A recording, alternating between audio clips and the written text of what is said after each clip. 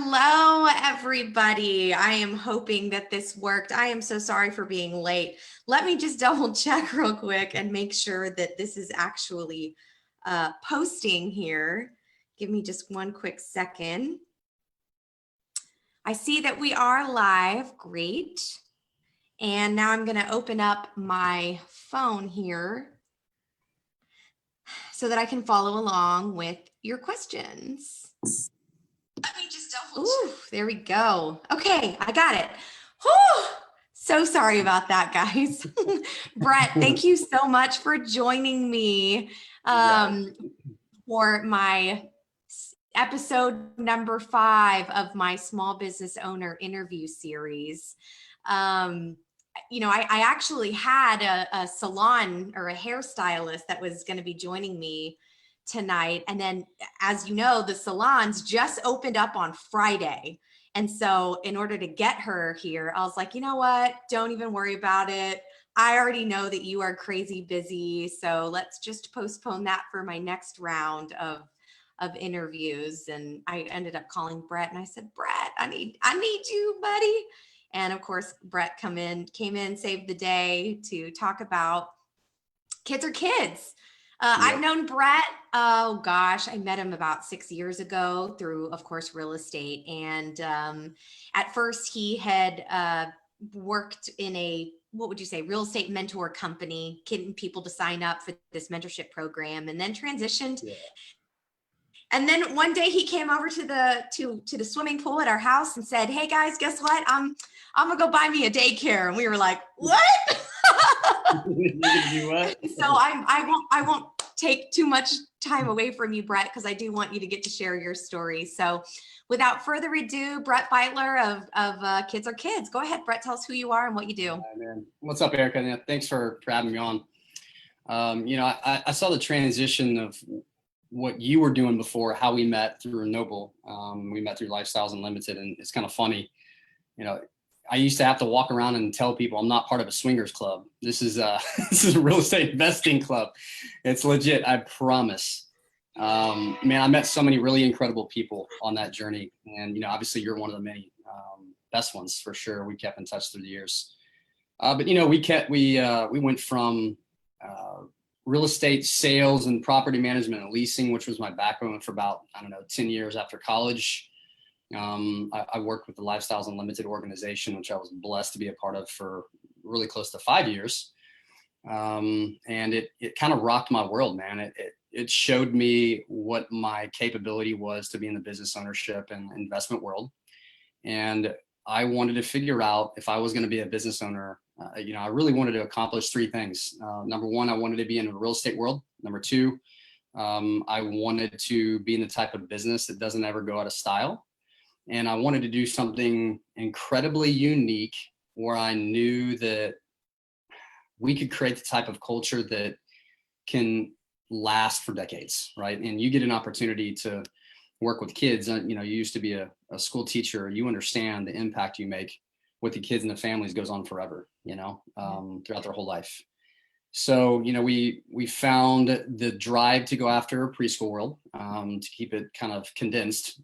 We started with a different brand. God didn't want us to go with that brand. So we found Kids Are Kids. We initially wanted to build a school. Didn't work out for one reason or another. We purchased our first location in the Woodlands, and 19 months later, we have 3. So to say we moved quickly is a huge understatement, dude. We went from, nothing to 95 employees, nothing to serving 500 kids. Dude, it has been like blasting off in a rocket ship, and then along the way going like, oh, hey, whoops, we forgot a few things. I need to get back. So all the coaching in the world could never have prepared us for this journey. But, man, I'm really blessed to be a part of it. And, the coolest thing is my family's involved. My parents are investors in the businesses. My business partner is my brother-in-law, Alex, who man, I could not ask for a better business partner. He's given me the ability to do my thing on my side where I can feel I can add value, and he does the same. So, flash forward, 3 schools, One in the Woodlands, one in New Territory, and one in the Greatwood neighborhood. We work with an incredible brand, and we work with, incredible people where we serve some awesome communities and some awesome kids and families. Mm-hmm. Yeah. When you're telling me that you have 3 locations within, what did you say, 19 months? Yeah. Is that It moves right? a little Did I get it fast. right? That Yeah. is very 19 months, yeah. overwhelming. And when you said that, I'm like, ooh. Yeah. Yeah. Woo. So, as you started this business, and I was going to ask you why daycare, and I loved your response of something that's not going to go out of style, like education for kids. That's not going anywhere. That may change and transform over the years, but the education for children, that's not going anywhere. Just like real estate, it's not going anywhere. And so that's interesting that's definitely part of why you joined. But also, Bret, you do love kids, right? Like, A little, yeah, a little. I mean, so I guess to jump into that just for a second, I always knew I love kids, one, but number two, I didn't know how much this was going to impact me as a man, as a future father, and just as a person, to be able to learn about the journey of kids. Like a lot of our kids in our 3 centers, Erica, this is sad to hear, but they don't know where their next meal is going to come from. They don't have father figures, or they have really bad ones. And so my perception, duty, and obligations have changed so much deeper than I ever could have imagined going into this. Like, I do love kids. I'll make it work along the way, but man, it's everything we think about every day. We think about 3 different types of people in our business. And I was mentioning this to my assistant director today at New Territory. We take care of our teachers first, because if you have really incredibly happy, well-supported and loved teachers, that turns into really happy kids that turn into really happy parents. And so every day we're fighting to make sure in our culture that our teachers know they're number 1 to us, because without them being happy, you're not going to have a happy kid. Kids are always in a bad situation. Mom and dad are going to be at your throat going, hey man, this isn't working for me. And so, right. I've really dove deep into making sure I understand what impact myself and Alex make daily when we're at the centers, by walking around and having great presence to serve those kids, those teachers, and those parents on a daily basis. And I mentioned this to somebody recently, man, I really try and show up and interview to be their leader every day, right? Like, so if I don't come in with my best, they deserve to look at me and say, you should go home. And I'm humble enough to go, you're probably right. I'll come back better tomorrow, man. So as far as that goes, kids know when you're off, you're a mother. They know when you're not for real about something, and they know when you're not genuine. So I make sure that I bring that authenticity and the genuineness as far as love and support and guidance and leadership goes to the table every day because of that. Yeah. Wow. I love to hear that this journey of opening these 3 schools has transformed you as a person. I think that's awesome. But I want to get to the opening of it, right? For anybody who's thinking about starting their own business or have started their own business, can you just share the journey of your ups and downs with starting these 3 locations in 19 months? Yeah. What was that like? So I would always find ways to get mentors many months before you get into any kind of line of, I'm going to pull a trigger on being a business owner, because I can tell you this, no matter who you are and where you're watching, you're never prepared for everything. You need to have really incredibly strong people in your corner to lean on when times do get, not if.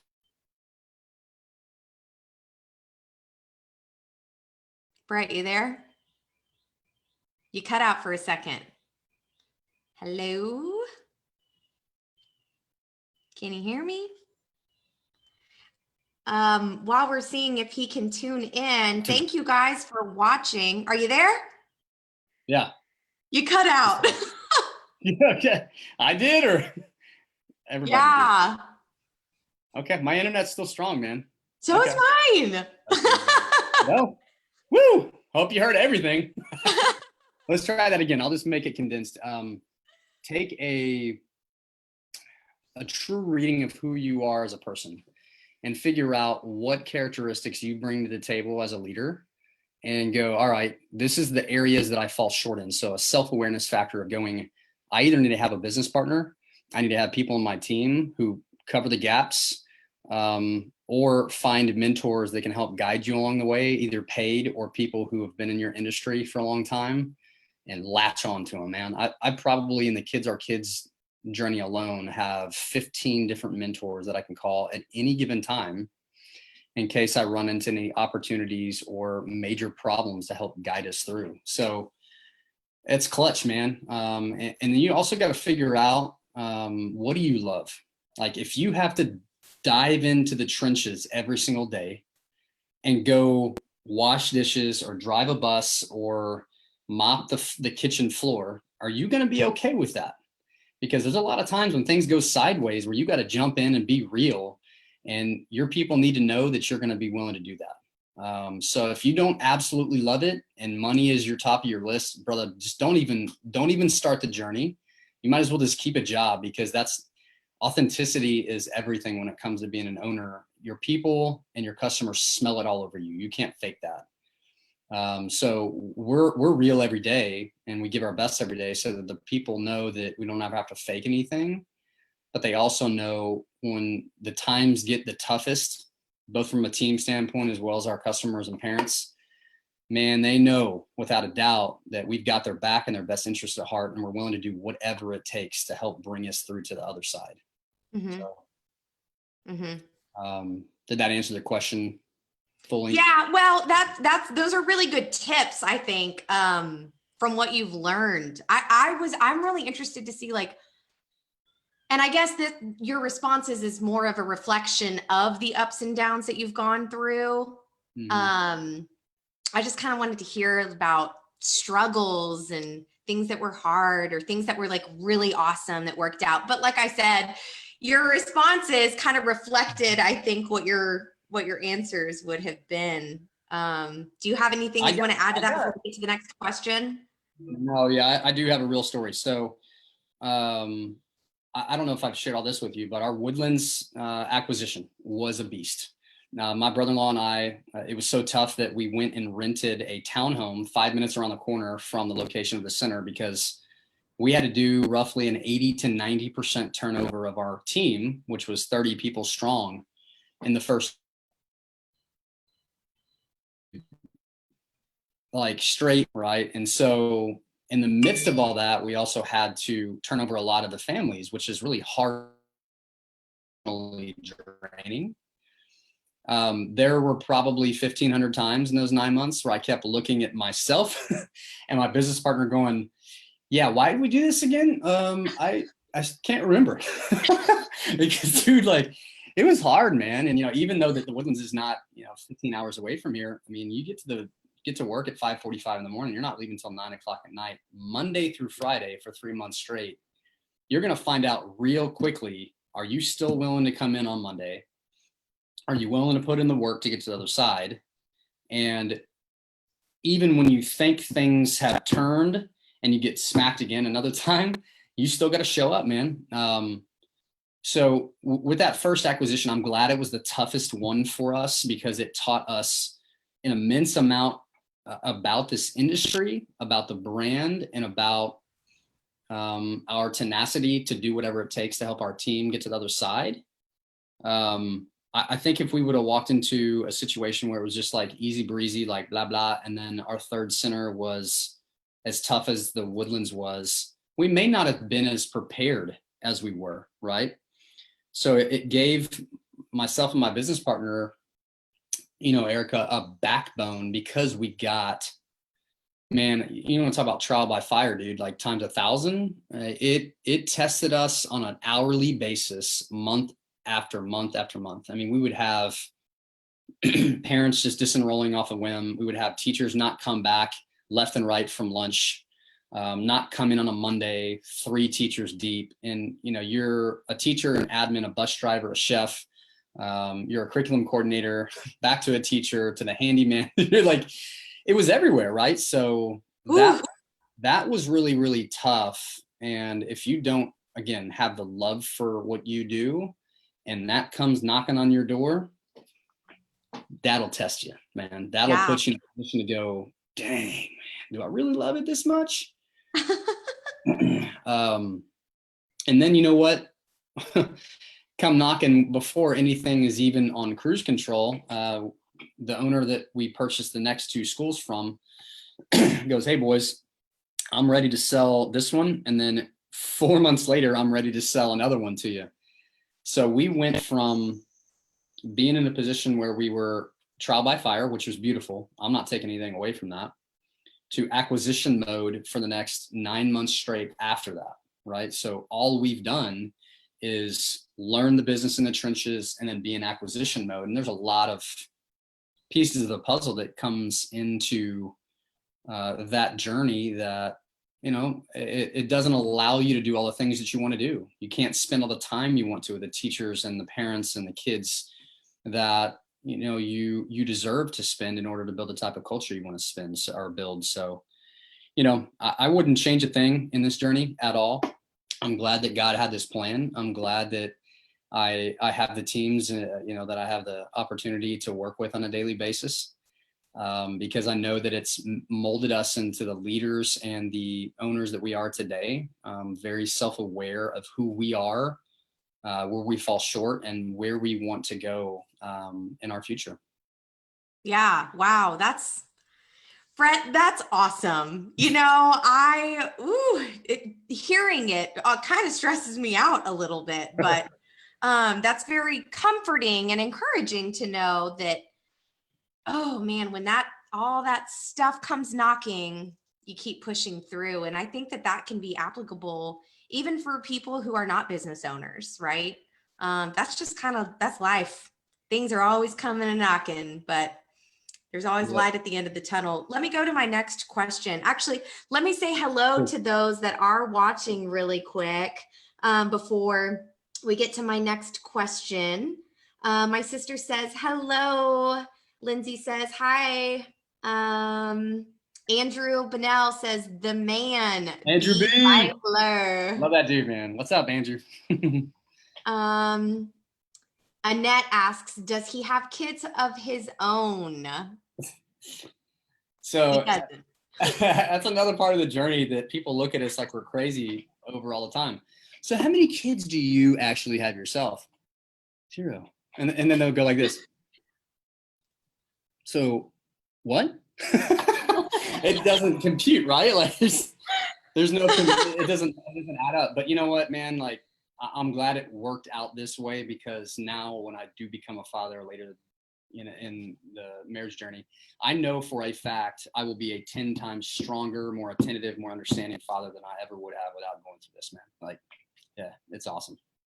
That's awesome. And in fact, somebody put here, Amanda, she says, I love the leadership style. Thanks for stepping up to be a positive male role model for these kiddos. And What up, Amanda? absolutely agree. Arturo, bring it on. Bret Beitler. Zoom, yes, or Clarissa says Zoom is acting up. Chris says, surround yourself with people who build you up, make you better, and then fill your shortcomings. Such great advice. You can't be an expert in every aspect of the business.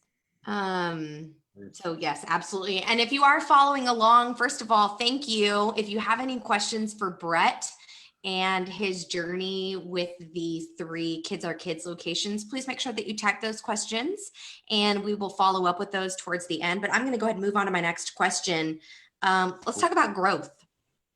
What do you think is the one thing, other than this guy giving you these locations, what was the one thing that grew your business or attributed to it?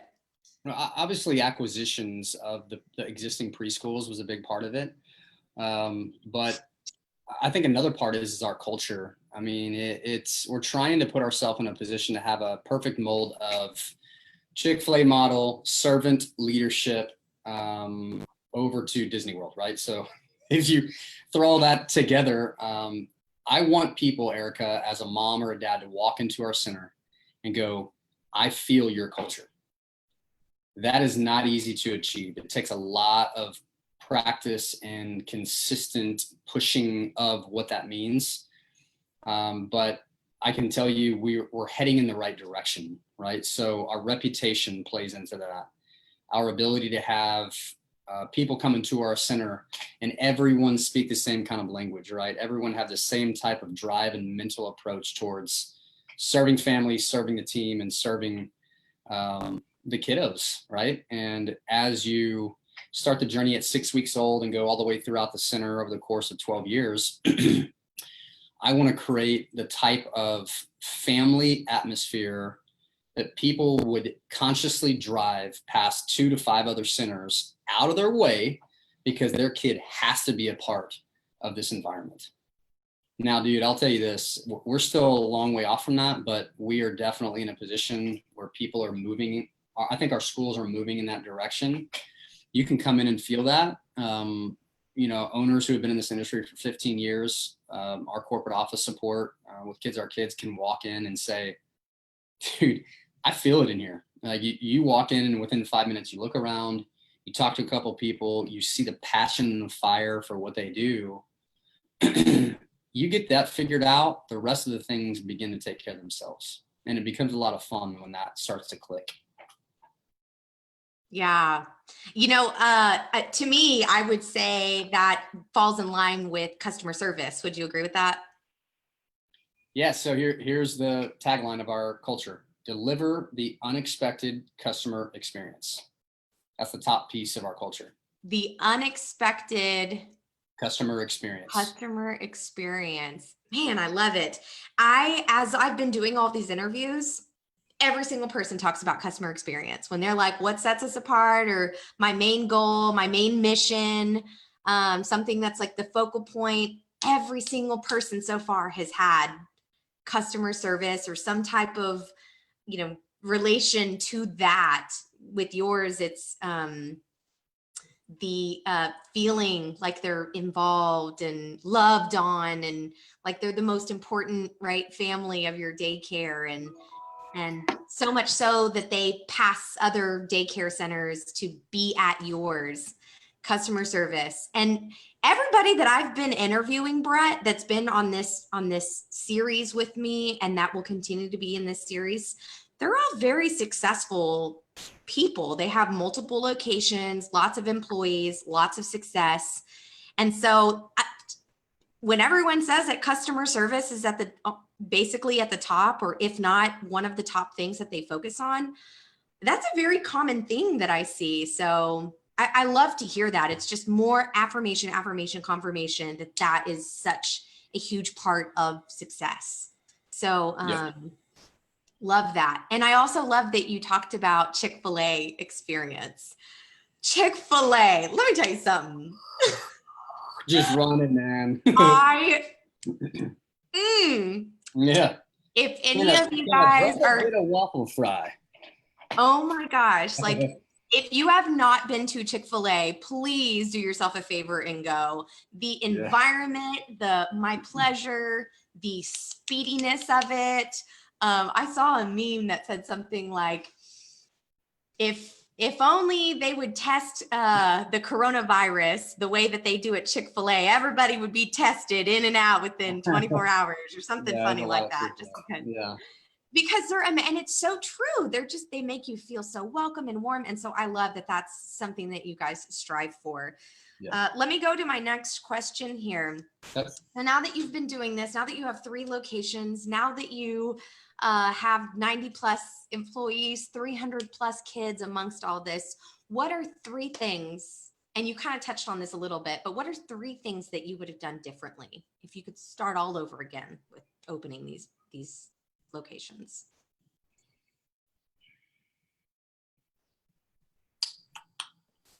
Differently in such a short period of time, it's really tough to like put the top 3 to that, because 50. I think that, probably one of the most powerful ones for us would be to enact our culture that we have written right now in all 3 of our centers in a much earlier phase. I think But it happened naturally, Erica, because we didn't get to this point with our culture until we got our butt kicked so many times. So because we had to go through the downs over and over and over and over again, we learned our culture, right? So if I could change anything, I would have the culture from the get-go, right? And I think this applies to a lot of different businesses. It's really powerful, man. I mean, I've learned it through the business coaching world. I've learned it through my corporate America experience, through this.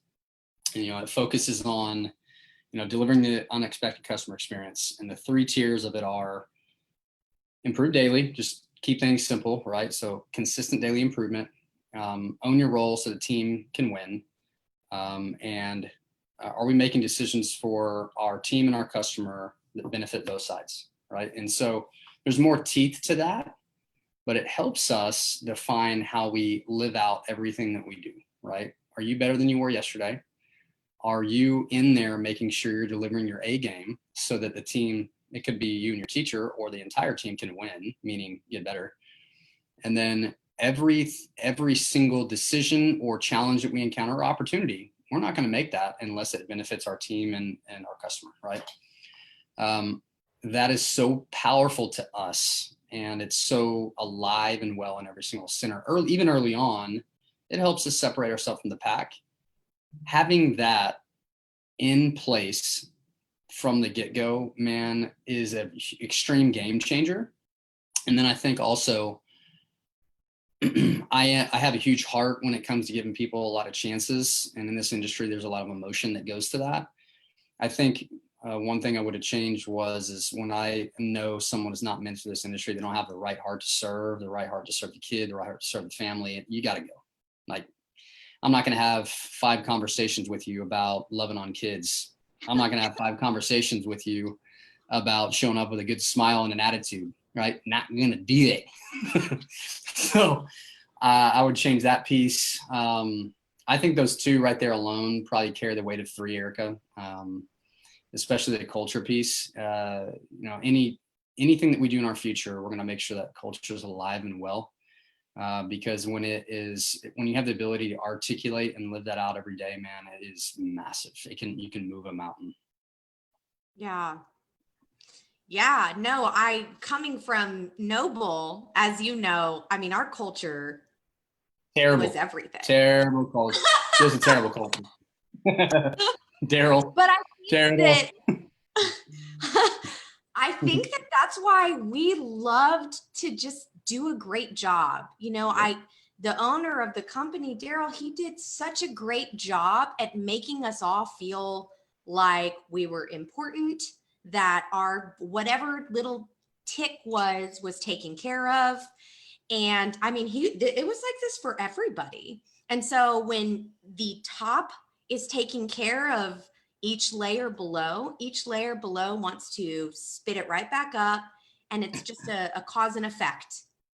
And so I think that you kind of have that same mentality as Daryl of taking care of your team, making sure that they feel included, loved on, and also making sure that they want to be taken care of, loved on. Because if they don't, like, just kind of like you said, bye.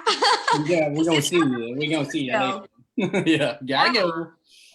Yeah, so culture, I could go on and on and on about culture as well, especially because I was such a huge part of building that culture at Noble. But I saw the difference that it made in the employees. They want to do a good job because that environment not forces that, but it you can't help but do that, So that's awesome. I think it's a force that's really hard to put into words. Like, you can put it in writing all day long, but it's what you were just doing a second ago. It's like, I got to do it. You feel every bit of that energy, and it forces people to be the best, or at least strive to be so, Yeah. No, it's kind of like when a good beat comes on, right? You can't help but see people going like this. Right? You just can't help it. or this, right? I remember that movie. Okay, let's go to the next question. Anyway. If you are following along, first of all, thank you guys so much for watching. But if you have any questions for Bret, please make sure that you type those questions below. We do have some that we'll be addressing here in just a bit. So Bret, tell me, during these last few years, what have you learned about yourself? I'm meant to do this the rest of my life. 100%, man. I love being a business owner. I love everything that comes with it. The chess, the risk, the strategy, the ever-changing environment, the responsibility, dude. I love it. And I know that this is my calling, like preschool life over to business ownership in general. You know, I love being in a spot to create a servant's mentality in everybody that I work with, right? Like the way that I see things, Erica, that, you know, I'm in this position, and I will be in this position for a long time because I will constantly put myself at the very bottom of the totem pole. I refuse. I don't care how successful I become in the next 50 years of my life to ever sit in an ivory tower and you know, do these things right here. Man, I'm always going to be humble. I'm always going to serve. I'm always going to be a ton of fun, but I'm going to have tenacity and have massively high expectations because I'm going to be the best. And anybody in our team knows that. But man, bottom line, dude, like I know I'm meant to do this. I love it. That's awesome. And you know, as I'm listening to you say all of these things, like I'm going to say in the mix, I'm going to stay humble. I'm going to, you know, demand my expectations, but I'm also going to have doing it because I know you so well. I'm like, yep, that's exactly right. Of course you will. Like, I have no doubt about that. And Bret, you are so inspiring. You're one of the most positive, inspiring, fun people that I know. When are we going to go to Lupe Tortilla and have margaritas again? Well, I mean, it's still open, right? Let's You're so fun. So thank you so much for sharing this. I can feel your passion about your kids and your schools and your teachers and your parents and your all of it. So that's awesome. Let me get to some questions here because I know I missed some.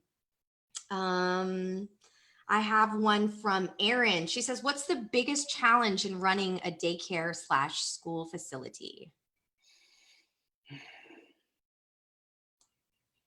If you don't get your culture right, you're going to have massive turnover. When you have massive turnover, you have parents who are constantly at your throat. That's as simple as I can put it. I don't, you know, in our early days, we had turnover. So we had parents constantly looking at us going like, do you actually know what you're doing? Do you? Yes, I do, but I'm not going to have somebody like that watching kiddos. So they got to go, right? So, you know, if you don't get your culture right and you don't live it every single day, like daily, you will get your butt kicked, I promise. And, you know, you're going to have the type of parents that distrust you and don't give you a good name in the streets of, you know, building a good reputation. Yeah, there you culture, customer service. Let's see. Amanda says, I did the hit the chest thing back. I don't get it. I'm not following. What does that mean? Annette, Chick-fil-A. Alex Grant says, hi. Amanda says, did you find yourself needing to, I think that says delegate? Oh, dude. I mean, you can't run these organizations without that. Yeah, 100%. Like, so as we build trust with our core leadership team and the way the breakdown works inside of our organization, you have a director, assistant director, 2 administrators up front. That could be a curriculum coordinator, somebody who handles enrollment, a true administrator. As you continue to build trust in your teams and they continuously prove over and over again that they're going to perform at the level of expectation, we just continue to like give more and more and more and more and more because they're really capable. And our ladies, and I'll name them off right now, Sally and Denise and Joanna at our 3 schools, I love them. Girls, I love you. They're incredible. I mean, they really are, man. Their hearts are massive. They make really incredible decisions and they are living our culture every single day. And it is just really incredible to know that they've got 90+% of the responsibility on their shoulders because they're so good at what they do. Yeah. Yeah. Well, so then being able to delegate, super important. Yep. Let's see. Annette says, God bless their Chick-fil-A chickens. Clarissa, I'm sorry if I missed this part, but how did you pick your mentors? Do you have any recommendations on that? That's a good question. That's a really good question. So I have a business coach. Arturo is watching, which Matt Trencher is also a part of the same group I am. So I have a general business coach that helped me focus on the one thing that's going to make the most impact. And I sought that out. And then as far as the Kids Are Kids mentors go, I figure out the people who perform at the top levels of whatever I want to achieve. I take them out to lunch, take them out to dinner, whatever. If I need to pay them for their hourly value, I'll do that. But there's so many facets of this business that you have to become really great at. So, running a kitchen, to summer camp curriculum, over to enrollment, over to teacher retention. I mean, dude, there's so much to it. Me not being from this industry, I was like a sponge. So I would go out and say, who's the best at this, this, and this? I would sit down with them over and over again, make them a part of my team, build an awesome relationship, and then just continuously call and make sure that I'm making great decisions that will move the needle in the best fashion. Mm-hmm. Okay. Let's see. Alex, by the way, Mesa is watching. So hello, Alex. Yeah, what up? Bret's business partner. Let's see. We've got another question from Amanda. Bret, did you have trouble handling the additional administrative work / internal procedures that comes along with business growth, meaning more employees, more paperwork, etc.? Is there any particular efficiencies you have discovered that could help other business owners? Yeah. Get great people on your team who are far more talented than you are at your weaknesses. Fire yourself as soon as humanly possible from those responsibilities, as long as they know what they're doing and the measures that you need to take to hold them accountable, and then get out of the way. Like, yeah, you can follow up and all those things, but dude, shut up. It's not your job anymore. Like, I try and find ways to get out of the way as much as humanly possible. I'm self-aware as I guess as good as anybody else is. But without them doing all the things that they're incredibly great at, I can't be the best owner possible. I can't build future opportunities. I can't build a dynamic culture that stands out from the rest. There are a lot of owners that I've learned the opposite from, the ones that are always like micromanaging. And those are the ones that complain the most, work the hardest, have the least amount of success, and always look at the glass as half empty.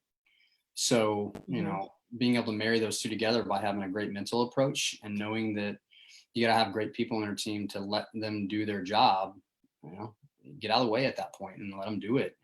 You have weekly meetings, daily meetings, or monthly meetings to hold them accountable. But other than that, man, you shouldn't be involved in the daily anymore. Yeah. Very good advice. Annette says, love his passion. So true, Bret. Thank you for being so passionate about what you do. Amanda says, sorry for my typos. You're good.